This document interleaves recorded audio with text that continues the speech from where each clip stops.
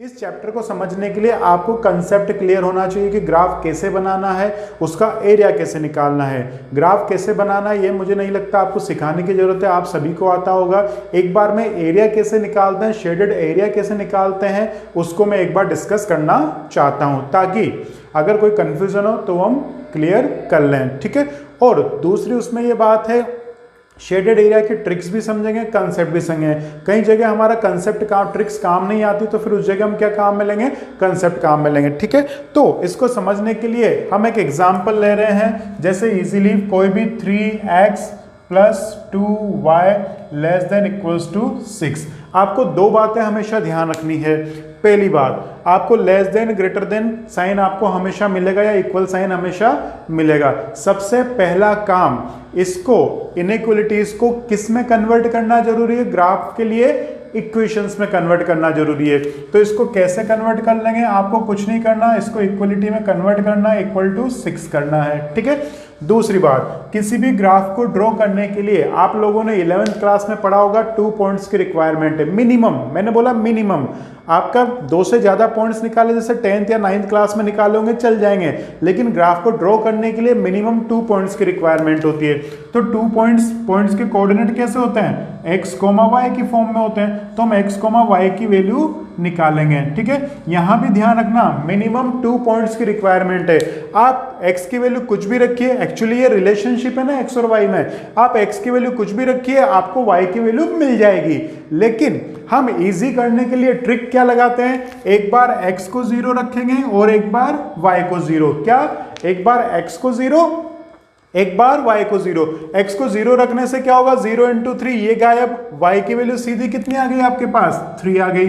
तो पहला पॉइंट कितना आ गया, 0,3। y की वैल्यू 0 रखेंगे तो 2 × 0 ये गायब, x की वैल्यू कितनी आ गई आपके पास, 2 आ गई। तो दूसरा पॉइंट क्या आ गया, 2,0।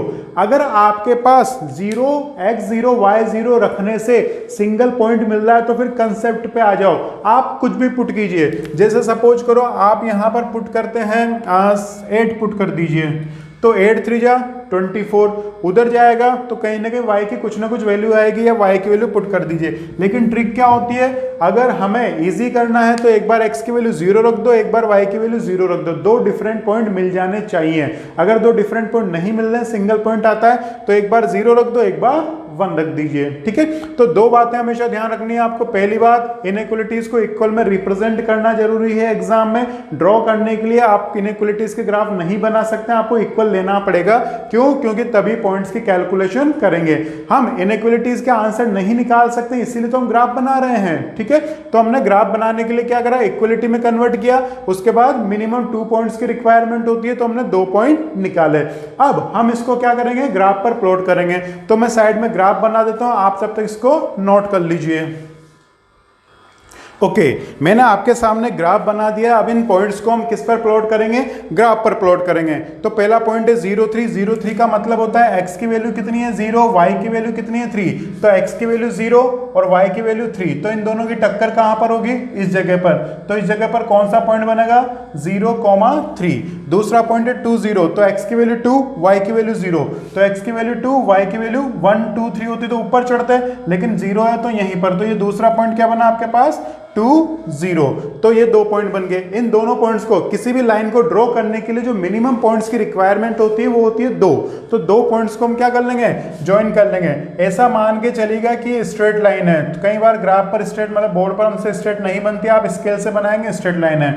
और आपको इक्वेशन का नाम दे देना है। ध्यान रखना, इस लाइन का नाम देना है ओरिजिनल वाला। कौन सा वाला, ओरिजिनल वाला। हमने क्या कर दी, लाइन ड्रॉ कर दी। अब देखिए, ये लाइन इस पूरे ग्राफ पेपर को 2 पार्ट्स में डिवाइड कर रही है, एक लाइन का अपर पार्ट, एक लाइन का लोअर पार्ट। तो हम इसको नाम दे देते हैं कंसेप्ट समझने के लिए, दैट इज पार्ट 1 और दैट इज पार्ट 2। कोई सी भी लाइन हो हमेशा पूरे ग्राफ पेपर को 2 ही पार्ट्स में डिवाइड करती है, आइदर दिस साइड और अदर साइड, ठीक है। तो ध्यान रखिएगा। सबसे पहले आप ये लाइन ड्रॉ कर लीजिए। अब हमारा काम क्या है, इनइक्वालिटीज के क्या होते हैं, इनफाइनाइट सॉल्यूशंस होते हैं, इक्वालिटीज के लिमिटेड सॉल्यूशंस होते हैं, जितने वेरिएबल उतने सॉल्यूशन। इनइक्वालिटीज के इनफाइनाइट सॉल्यूशंस होते हैं, तो हम क्या करेंगे, अब ये इतने सारे सॉल्यूशन इस लाइन के हैं या इतने सारे सॉल्यूशन इस लाइन के हैं, वो हमें चेक करना है कि लाइन के साथ ये वाले सॉल्यूशंस आएंगे या ये वाले सॉल्यूशंस आएंगे। तो उन सॉल्यूशंस को हमें चेक करना है। तो सबसे पहले आप ग्राफ ड्रॉ करिए, फिर हम सॉल्यूशंस चेक करते हैं कि कौन सा सॉल्यूशंस होंगे। ओके, अब हम देखते हैं सॉल्यूशन के लिए हमें 3 मेथड सीखने हैं। ठीक है, पहला मेथड, फर्स्ट मेथड 1 हम सीखेंगे कंसेप्ट सारे, अप्लाई ओनली सिंगल ही करना है, जैसी सिचुएशन वैसा। ठीक है, अब मेथड 1 में क्या करना है, हम पार्ट 1 का या पार्ट 2 का किसी भी एक पार्ट का पॉइंट इसमें रख के देखेंगे। जैसे इलेक्शन होते हैं ना, हमारे सपोर्टर देखेंगे, जो हमें ज्यादा सपोर्ट करेगा वही जीतता है। ठीक है, जिसके सपोर्टर ज्यादा होंगे। तो हम इसमें देखेंगे कि पार्ट 1 को हमें सपोर्ट कर रहा है या पार्ट 2 हमें सपोर्ट कर रहा है। हम सपोर्टर्स देखेंगे, जो सपोर्ट करेगा उस एरो हम चले जाएंगे, मतलब वो एरिया हम कवर कर लेंगे। तो जैसे पार्ट 1 का पॉइंट लेना है, ध्यान रखना पॉइंट हमेशा ऑन द लाइन कभी भी नहीं लेना है। क्यों, हमारे घर वाले तो नॉर्मली हमें ही सपोर्ट करते हैं, हमें सपोर्ट किसका चाहिए, घर वालों का नहीं चाहिए, हमें सपोर्ट किसका चाहिए, बाहर वालों का। तो पहले हम क्या करेंगे, बाहर वालों का सपोर्ट लेंगे। तो हमें जो पॉइंट लेना है चेक करने के लिए, वो कंफर्म होना चाहिए, लाइन से कोई दूर का पॉइंट होना चाहिए। जैसे मैंने एक अज्यूम कर लिया ये वाला पॉइंट। अब पॉइंट कैसे बनता है, एक्स और वाई दोनों की लड़ाई से। तो एक्स की वैल्यू यहां पर लमसम 5 ले लो और y की वैल्यू लमसम कितनी ले लो, 10 ले लो। हमने पार्ट 1 का कोई एक पॉइंट लिया, कौन से पार्ट का, पार्ट 1 का कोई एक पॉइंट क्या लिया, 5 और 10। अब इसमें पुट करके देखते हैं। तो 3 × 5 + 2 × 10 लेस देन इक्वल्स टू 6। तो 5 3 = 15, 20 लेस देन इक्वल्स टू 6। तो कितना आया, 35 लेस देन इक्वल्स टू 6। क्या ये ट्रू है, 35 तो 6 से बड़ा होता है, नहीं, इट इज फॉल्स। तो इसका मतलब क्या हो गया, हमने पार्ट 1 का पुट किया पॉइंट, तो ये क्या आ गया, रिजल्ट फॉल्स आया। इसका मतलब पार्ट 1 हमें सपोर्ट नहीं कर रहा है। तो पार्ट तो 2 ही हैं, पार्ट 1 पार्ट 2। हमें कंफर्म पता चल गया कि पार्ट 1 हमें सपोर्ट नहीं कर रहा है, तो हमें ऑटोमेटिक कौन सा पार्ट ले लेंगे, पार्ट 2 इस लाइन के साथ आ जाएगा। कौन सा पार्ट इस लाइन के साथ आ जाएगा, पार्ट 2, और उसको ऐसे एरो लगा के हम रिप्रेजेंट कर देंगे। It is the first method. Suppose करो किसी को पार्ट 2 पसंद आ रहा है, पार्ट 1 पसंद नहीं आ रहा, तो छोड़ो, हम कौन सा पॉइंट ले लेते हैं, इसको पॉज करके नोट कर लीजिएगा। तीनों मेथड नोट करने, कंसेप्ट समझने के लिए आपको तीनों नोट करने हैं, फिर अप्लाई किसी से भी करें जो आपको पसंद आए। ठीक है, अब हम कौन सा पॉइंट ले रहे हैं, पार्ट 2 का। तो पार्ट 2 का पॉइंट लेते हैं, बोलो क्या पसंद आ रहा है, यहां पर कोई भी पॉइंट ले लो दूर का। जैसे इस पॉइंट को ले लिया तो ये हो गया -5 -6। तो पार्ट 2 का पॉइंट लिया -5 -6, पुट करके देखते हैं। तो -15 -12 लेस देन 6, तो कितना आ गया, -27। तो ये ट्रू है या फॉल्स है, -27 6 से लेस होता है या नहीं होता, होता है, ट्रू।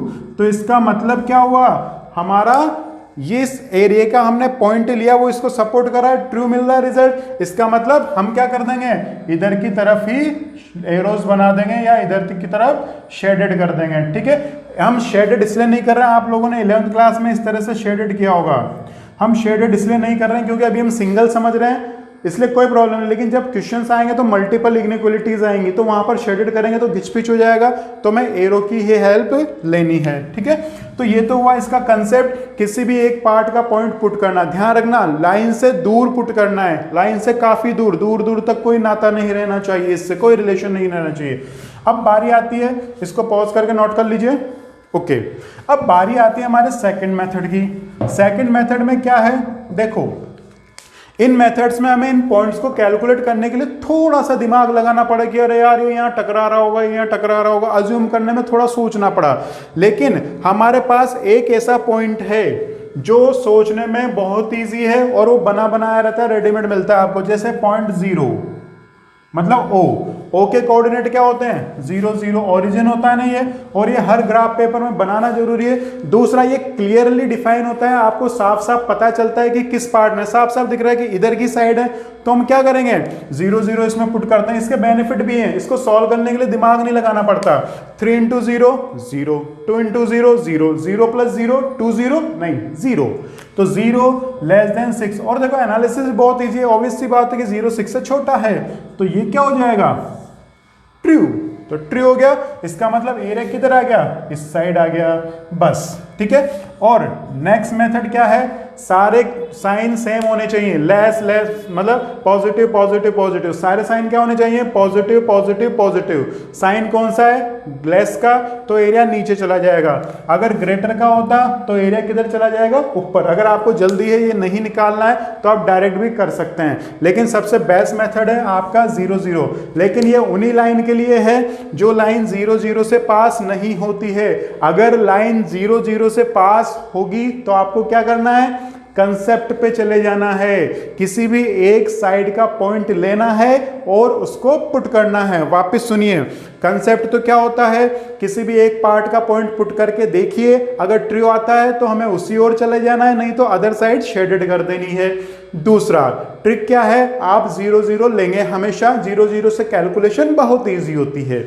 तीसरी बात, अगर लाइन 0 0 से पास हो रही है, ओरिजिन से पास हो रही है, जिसमें कांस्टेंट नहीं होता है, जैसे 6 नहीं होगा, 0 होगा, ओनली x और y होते हैं, वो सारी लाइंस हमेशा क्या होती है, ओरिजिन से पास होती है। तो अब ओरिजिन से पास हो गई तो 0 0 रखोगे तो सेटिस्फाई करोगे। और मैंने आपको बताया हमें घर वालों का सपोर्ट नहीं चाहिए, लाइन के पॉइंट्स का सपोर्ट नहीं चाहिए, वो हमेशा उसको सेटिस्फाई करेंगे। तो लाइन से दूर जाएंगे, तो जब लाइन 0 0 से पास होगी, लाइन 0 0 से पास होगी तो हमें क्या करना है, फिर 0 0 नहीं रखना, हमें इधर का रख दो या इधर का रख दो। जैसे कोई लाइन इधर से है तो इधर का रख दो और इधर का रख दो, किसी भी एक साइड का पॉइंट रखना है। अगर लाइन 0 0 से पास हो रही हो तो 0 0 नहीं रखना है, ठीक है।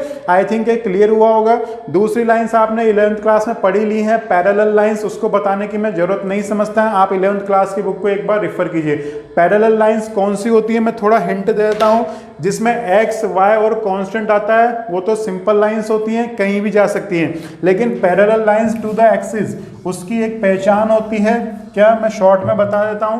पैरेलल टू द एक्सिस, दो एक्सिस होते हैं हमारे पास, x एक्सिस और दूसरा कौन सा एक्सिस होता है, y एक्सिस। अब देखो इक्वेशन में x आता है, y आता है और कांस्टेंट आता है, parallel to the x axis. तो इसकी ट्रिक है x को गायब कर दो, क्या कर दो, x को गायब कर दो। तो इसकी इक्वेशन क्या बनेगी, y equal to any constant. y axis में कौन गायब हो जाएगा, y गायब कर दो, तो इसकी इक्वेशन क्या बनेगी, x equals to any constant. जैसे आपको मिल गया x less than equals to 5, तो इसमें कौन सा वेरिएबल गायब है, y गायब है। तो y गायब है तो इसका मतलब आपको समझ जाना है, it will be parallel to y axis, और कहां पर, x इक्वल्स टू 5 पर। तो x इक्वल्स टू 5 पर ये लाइन बना दो और इसका नाम लिख दो x less than equals to 5। समझ में आया, वापस देखिए, जैसे लिखा हुआ है y ग्रेटर देन 3, तो इसमें कौन सा वेरिएबल गायब है, 3 गायब है। तो 3 गायब है तो इसका मतलब, सॉरी, x गायब है, तो x गायब का मतलब it will be parallel to the x axis, either upper side और लोअर साइड। लेकिन कहां पर, x इक्वल टू 3 पर। तो 3 पर क्या कर दीजिए, पैरेलल लाइन बना दीजिए और इसका नाम दे दीजिए y ग्रेटर देन 3। अब y ग्रेटर देन 3 का मतलब ऊपर या नीचे, ग्रेटर देन 3 का मतलब क्या, अपर साइड, तो बस एरिया। ये मैंने थोड़ा फास्ट इसलिए ले लिया है क्योंकि आप ऑलरेडी 11th में पढ़ के आए हैं और 12th वाले सिलेबस में हम ऐसा मान के चलते हैं कि आपको 11th का सब कुछ याद है, होता नहीं है लेकिन फिर भी ऐसा मान के चलते हैं। मैंने आपको लास्ट क्लासेस में कुछ 11th का पढ़ाया था, मतलब क्वेश्चन दिए थे, आई थिंक आप लोगों ने वो कर लिए होंगे। तो आई थिंक ये कंसेप्ट आपका क्लियर हुआ होगा। ये सारा 11th क्लास का कंसेप्ट है। अब हम आते हैं 12th क्लास की ओर। ये नोट कर लीजिए शॉर्ट में पॉज करके।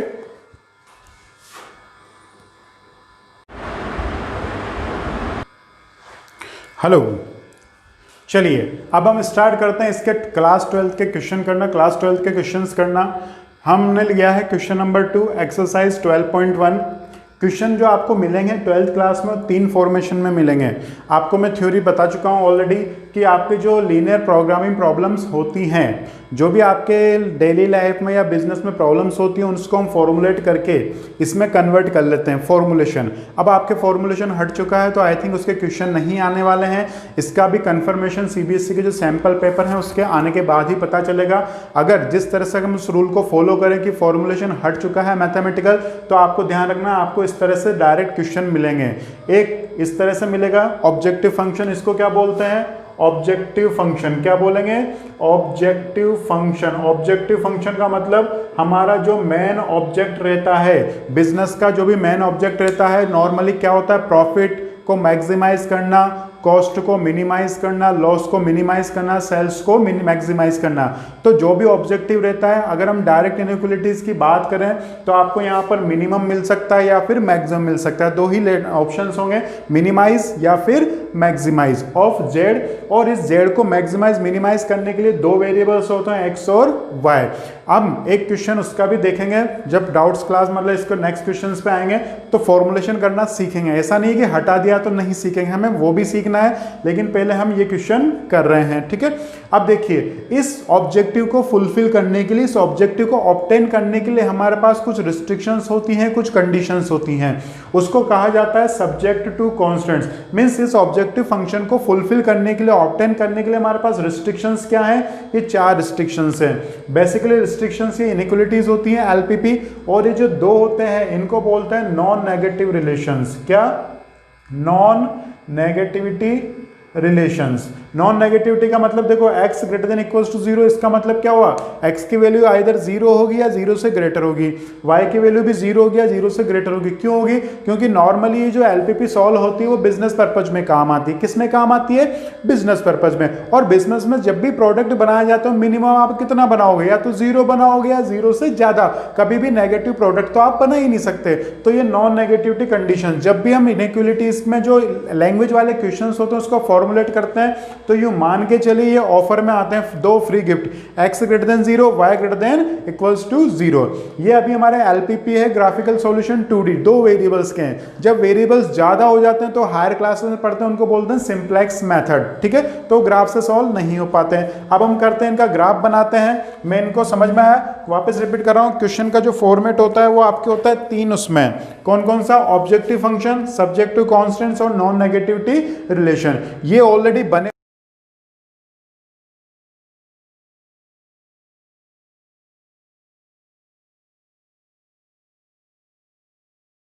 बनाए रहते हैं। इसका मतलब x भी पॉजिटिव और y भी पॉजिटिव। मतलब हमें कौन से क्वाड्रेंट की बात करनी है? हमेशा इस फर्स्ट क्वाड्रेंट में ही हमारा सॉल्यूशन ढूंढना है। इन दोनों का मतलब क्या होता है? ये होता है। अब इनके ग्राफ बनाएंगे और ऑब्जेक्टिव फंक्शन कैलकुलेट करेंगे। वो कैसे करते हैं हम देखते हैं। मैं फिलहाल इन इनइक्वालिटीज को इधर लिख लेता हूं। इस क्वेश्चन को थोड़ा आप क्वेश्चन पॉज करके नोट कर लीजिए। ओके, अब देखिए, मैं इस क्वेश्चन को यहाँ पर लिख रहा हूँ थोड़ा स्पेस की वजह से। -3x + 4y। पहली इक्वेशन क्या है आपके पास? x + 2y = 8। मैंने इसको इक्वलिटी में कन्वर्ट कर लिया है। दूसरी क्या है? 3x + 2y = 12। हमने इसको इक्वेट क्यों किया है? क्योंकि अभी थोड़ी देर पहले ही हमने पढ़ा था कि हमें किस पॉइंट्स निकालना है ना। तो जब पॉइंट्स निकालना है तो इसको किस में कन्वर्ट कर लीजिए? इक्वलिटी में। तो पॉइंट्स निकालिए। पॉइंट्स क्या होंगे? x y पॉइंट्स कितने आएंगे? दो पॉइंट निकालिए। इधर भी x y, और साथ के साथ क्या करिए? ग्राफ में पुट करते जाना है। तो आप ये पॉइंट्स कैलकुलेट कीजिए, तब तक मैं ग्राफ बनाता हूं।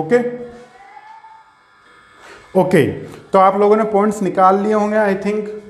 देखिए मेरे साथ चेक कीजिए मेरे पॉइंट सही है या नहीं है। x की वैल्यू 0 पुट कीजिए तो y की वैल्यू कितनी आ गई? 4। y की वैल्यू 0 पुट करेंगे तो x की वैल्यू कितनी आएगी आपके पास? 8। ओके, अब x की वैल्यू यहाँ 0 पुट कीजिए तो y की वैल्यू कितनी आएगी? 6। और y की वैल्यू 0 पुट कीजिए तो कितनी आएगी? 4। तो इधर पहला पॉइंट क्या बना? 0, 4 और 8, 0। ध्यान रखना कभी भी सारे पॉइंट एक साथ ना लगाएं। एक इक्वेशन को ड्रॉ करने के बाद ही दूसरी इक्वेशन को छेड़ें। तो 0, 4 का मतलब यहाँ पर ये हो गया 0, 4, 8, 0 का मतलब यहाँ पर। वही सपोज कर लीजिए कि लाइन स्ट्रेट लाइन है, ये हमने लिख लिया। और इसका नेम लिख दीजिए। नेम क्या था इसका? x + 2y ≤ 8। अब दूसरा पॉइंट क्या है? 0, 6। तो 0, 6 यहाँ पर हो गया और 4, 0 कहाँ पर हो गया? यहाँ पर हो गया। इसको भी ज्वाइन कर दीजिए। ये दूसरी इक्वेशन हो गई। ओके, अब एक इक्वेशन है, इसमें 0, 0 पुट करके देखिए। तो 0, 0 किस में पुट करेंगे? x + 2y ≤ 8 में। हमारे पास क्वेश्चन क्या है? <8। तो देखो 0 <8 ट्रू है या फॉल्स है? ट्रू है। तो इसका मतलब इस लाइन के एरिया कौन सी साइड में आएगा? नीचे वाली साइड में। ठीक है, अब दूसरा देखिए, इसमें पुट कीजिए, इसकी इनइक्वालिटी क्या है 3x + 2y less than equals to 12। इसमें वही 0 0 पुट करना है, 0 0 लाइन की इस साइड है ना, तो हमने ट्रिक समझी थी कि ओरिजिन पुट करना है, तो 0 0 पुट कर दीजिए, तो 0 लेस देन इक्वल्स टू 12। ये भी क्या आया आपके पास ट्रू। इसका मतलब इसका एरिया भी किस साइड पर आएगा, नीचे वाली साइड पर आएगा। ठीक है, अब दूसरी ट्रिक क्या थी, सारे पॉजिटिव हैं, लेस देन का साइन है तो डाउनवर्ड, सारे पॉजिटिव है लेस देन का साइन है तो भी क्या हो जाएगा, डाउनवर्ड स्लोपिंग हो जाएगी, मतलब डाउनवर्ड आएगा ये। ठीक है, अब देखिए दूसरे दो फ्री गिफ्ट क्या आते हैं, x > 0 y > 0 का मतलब क्या हुआ, ये आप चाहें तो उसको भी बना सकते हैं, मतलब हमें कौन से क्वाड्रेंट में देखना है, हमारा आंसर ओनली फर्स्ट क्वाड्रेंट में। ओके, अब देखिए हमें निकालना है कॉमन एरिया। आई थिंक यहां तक हो गया होगा, इसको पॉज करके नोट कर लीजिए। ओके, अब देखिए हमें निकालना है कॉमन एरिया। कॉमन एरिया के लिए मैं नॉर्मली तो आपको ध्यान रखना है, जैसे ये लाइन है, इस लाइन के नीचे वाला पार्ट है, तो पीछे वाला सारा पार्ट भूल जाइए, छोड़ते जाइए, अपने आप कॉमन मिल जाएगा। देखो पहली बात तो हमें इसके पीछे नहीं जाना, हमें इसके पीछे नहीं जाना, हमें जो भी आंसर देखना है इधर ही देखना है। ठीक है, दूसरी बात, हमें ये लाइन है ना, इस लाइन के पीछे नहीं जाना, तो बचा कौन सा पार्ट, ये वाला सारा पार्ट, यहां से यहां तक का। कौन सा पार्ट बचा, यहां से यहां तक का। ओके, और इस लाइन के कवर्ड वाला, ऐसे उल्टा सोचते जाइए कि जो जो हटाना है। अब देखो, अब इस लाइन के भी पीछे नहीं जाना, तो इस लाइन के पीछे वाला पार्ट हटा दो, ये हटाया, ये हटाया, ये हटाया, तो ये भी हट गया, ये आएगा ही नहीं। तो अब कौन सा पार्ट हो गया, ये वाला, यहां से यहां तक घूम जाओ। तो इसका मतलब हमारा जो कॉमन एरिया होगा वो क्या होगा, इसको हम शेडेड कर देंगे। देखो इस लाइन का इधर आ रहा है, इस लाइन का इधर आ रहा है, इसका इधर जा रहा है और इसका इधर जा रहा है, ये x > 0 y > 0 है, तो इस कॉमन पार्ट को हम क्या कर देंगे, शेडेड कर देंगे। क्या कर देंगे हम, शेडेड। और शेडेड करते ही इसको नेम दे देंगे, इसको क्या दे दिया, O A B C।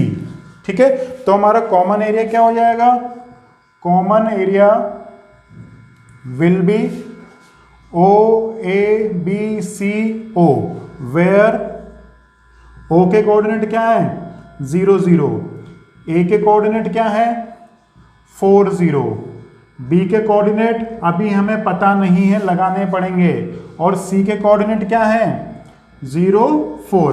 पता कैसे लगाने पड़ेंगे, अगर आपने ग्राफ पेपर बिल्कुल एक्यूरेट बनाया है तो कुछ नहीं करना, आपको यहाँ पर वैल्यू लेनी है और इधर से y की वैल्यू लेनी है। और अगर आपको थोड़ा सा भी कंफ्यूजन है कि हमारे ग्राफ पेपर में कुछ गड़बड़ी है तो क्या करना है वो भी देखते हैं। ठीक है, समझ में आया कॉमन एरिया कैसे निकालना है। इस लाइन का इधर आ रहा है, इस लाइन का इधर आ रहा है, इस पार्ट से पीछे नहीं जाना, तो कॉमन एरिया कौन सा होगा, ये हो गया। या पार्ट देख लीजिए, ये पार्ट तो कॉमन हो ही नहीं सकता, ये पार्ट इस लाइन में तो आ रहा है लेकिन इसमें ऊपर नहीं जा रहा, तो ये भी नहीं हो सकता। ये वाला पार्ट इस लाइन में तो आ रहा है लेकिन इस लाइन का एरिया नीचे जा रहा है, ऊपर तो नहीं आ रहा ना, तो ये भी कॉमन नहीं हो सकता। बचा क्या, ये वाला पार्ट, उसको हमने शेडेड कर दिया। ठीक है, अब आपको करना क्या है वो भी हम देखते हैं। ओके, पहली बात, हमने जो कॉमन एरिया निकाला उसके पॉइंट्स निकाल लिए कि जो बाउंडेड एरिया वो क्या है OABCO। हमारे जो नए सिलेबस के अकॉर्डिंग रिड्यूस्ड जो सिलेबस किया है उसके अकॉर्डिंग जो हटाया वो हटाया अनबाउंडेड। अनबाउंडेड कब होता, जब ये सारा, ये देखो बाउंडेड है ना, पैक हो गया मतलब बाउंडेड है।